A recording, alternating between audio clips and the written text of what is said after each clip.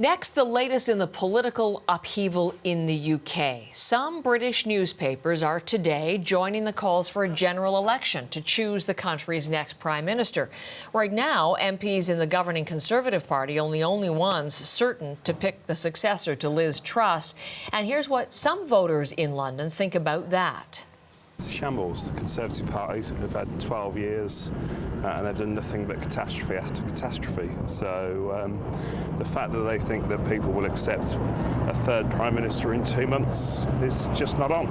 I don't think there's a way out of this. A general election causes more uncertainty. A lack of general election is thoroughly undemocratic. A bit more stability. General election would add to the turmoil, I think.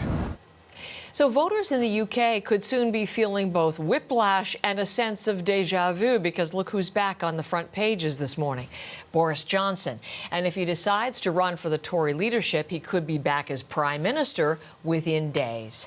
CBC News foreign correspondent Chris Brown is in London. This is the story that's preoccupying him these days, and great to have some time with you, Chris. Let us start with the man who can get everyone talking about UK politics. That's Boris Johnson. Will he, Chris, or won't he? You know, that is obviously the question. Certainly his friends, his supporters seem pretty convinced that he's going to. Interestingly, this morning, we heard from Ben Wallace. He's Britain's defense secretary, also defense secretary under Boris Johnson. And he said he's leaning to support Boris Johnson if he chooses to run. Now, that would be a very big name, and it might signal the beginning of more MPs falling behind him. It was only like 6 weeks ago that Johnson said goodbye on the steps of Downing Street. He described himself as like being a booster rocket that had fired up into space. It had pushed the rocket, and now he was falling back to earth, fuel spent and job done. But within the Tory party, he remains arguably its most it was certainly the most polarizing figure, but probably also its most popular figure. A lot of Tories are saying this guy's a winner, and that's what we need.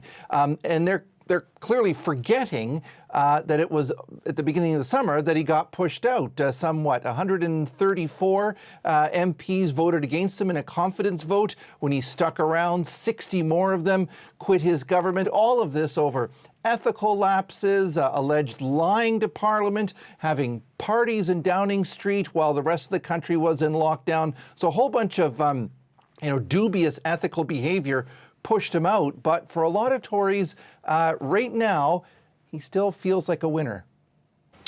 And Liz Truss, we learned, she said she was a fighter, but of course, everyone now calling her a quitter as she became the shortest-serving Prime Minister in British history. The next Prime Minister, her successor, going to be a very short race to name that person, because it's next week that person will be chosen. How is the leadership race shaping up, Chris? It actually feels more like a scramble than an actual race. I mean, Boris Johnson is apparently in the Dominican Republic. His feet in the sand, as one paper here called it, and he's reportedly flying back to the UK tonight to try to organize something in time for a Monday 2 p.m. deadline that the party set, where anyone who's going to try to become the next Prime Minister needs the support of 100 MPs by that time. So there's 357 or so in the Conservative caucus, so a maximum of three candidates. So if there's only, say, one candidate that beats that 100 MP threshold, then as of Monday or Tuesday, that person could be the new Prime Minister. So we're looking at possibly Rishi Sunak, who finished second to Liz Truss in that race. It seems so long ago, just 6 weeks ago. And Penny Mordaunt, who was a Truss cabinet minister, she finished not far behind Rishi Sunak. So that appears to be the dynamic. But of course, at this moment, no one's talking. No one said for sure we're in. This is about trying to get that support to see really if they're going to be at 100. And, there's all kinds of bookies trying to make the odds on this, and unofficial polls. Some of those counts already have Johnson with the support of 50 MPs. So he may even be closer than we think. Since the Brexit vote, UK voters have seen 4 Conservative Prime Ministers go out in political turmoil. Here's a pop quiz. Let's name them in reverse order. So Truss, Johnson, Okay, Wait, you're asking me. then you go to May, and then you go to Cameron. Right. Just waiting for the pictures here. We have pictures for each of them. So Truss, Johnson, and then you go back to Theresa May, and then you go back to David Cameron. 4 just since Brexit. Who's next, Chris? I mean, is it anyone who can now steer the Tory party? Well, there's a great question as to whether this party is manageable, much less can it actually govern Britain. Brexit really unleashed all sorts of problems for this party. They won, but once they won, there's been no clear consensus on how to get Brexit done.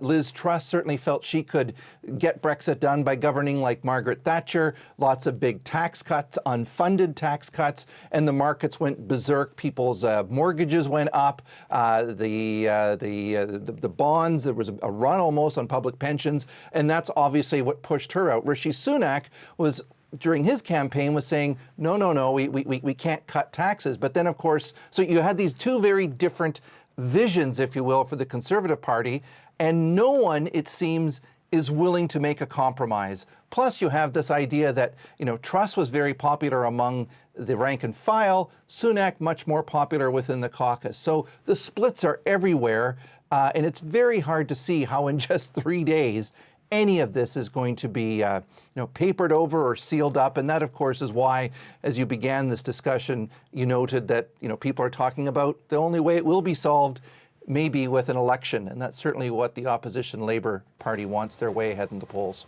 So interesting, Chris. It's going to be quite the weekend, and maybe we'll check back on Monday when we get the lay of the land there. Thanks for the time today. Chris Brown from our bureau in London.